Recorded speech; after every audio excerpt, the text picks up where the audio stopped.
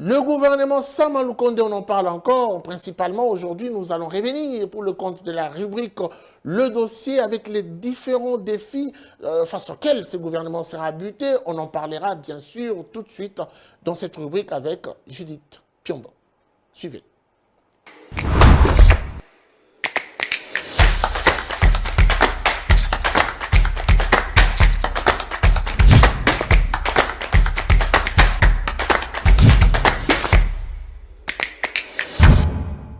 Judith Piombo, bienvenue. Merci. Alors, votre dossier du jour nous parle des défis qui attendent le ministère des Finances en République démocratique du Congo. Quelles sont les précisions? Alors, comme précision, lors de la restitution des conclusions issues des consultations nationales lancées par le chef de l'État en novembre 2020, le président de la République avait évoqué les défis qui sont liés à l'économie du pays, qui lui ont été formulés par les personnes consultées. Okay. Et parmi ces défis, il y a premièrement l'intensification des efforts visant une meilleure cohérence fiscale.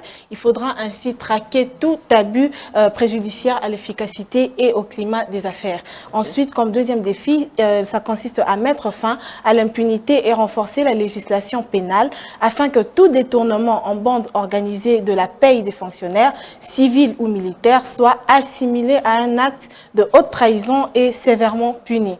Comme troisième défi, le nouveau ministre des Finances devra penser réduire le nombre et le volume de nos représentations diplomatiques à l'étranger et les renforcer en capacité humaine en matière de coopération économique et partenariat.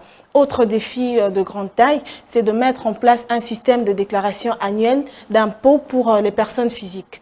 Ensuite, le nouvel argentier national s'attellera à renforcer la synergie entre les régies financières et accroître le recours à la digitalisation en vue de mieux maîtriser la base fiscale et mieux combattre la fraude. Comme sixième défi, celui de sécuriser les contrats et le droit de propriété, en particulier ce qui concerne les titres fonciers et immobiliers. Alors, principalement, vous avez cité plusieurs défis. Quels sont les défis clés et comment doit-on faire pour procéder à réussir ces grands défis qui se présentent? D'après le président de la République, selon sur le plan économique, les ministres des Finances, le nouveau, devra créer une banque agricole en vue de répondre aux besoins spécifiques des financements de ces secteurs et en second lieu créer aussi une banque de l'habitat en vue de promouvoir le crédit hypothécaire en République démocratique du Congo.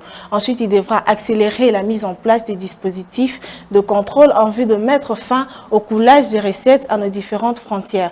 Et enfin, faire émerger au budget de l'État certaines catégories de recettes, notamment le bonus réalisé par les entreprises étatiques. Mais hormis ces défis, il sera question aussi de réviser le code des investissements ou le code d'investissement, le code minier, le code des impôts, le code des douanes et pour finir la loi principale, la loi portant principes fondamentaux relatifs à l'agriculture. Il y a tellement de choses à faire. Il est sûrement en train de nous suivre, ce ministre, l'actuel des Finances. Je pense qu'il a eu de quoi noter et il pourra se mettre dans la logique des recommandations qui nous viennent de ceux qui se considèrent comme experts, mais également des observateurs qui suivent un peu de très près la situation du pays, surtout la situation économique, puisque nous sommes Zoom Eco Live. Merci à vous, Judith, pour toutes ces précisions. J'ai retenu un des défis majeurs, la revanche du sol sur le sous-sol. Le chef de l'État l'a dit, il faut à tout prix créer une banque agricole pour donner de la valeur et de l'importance à l'agriculture en RDC.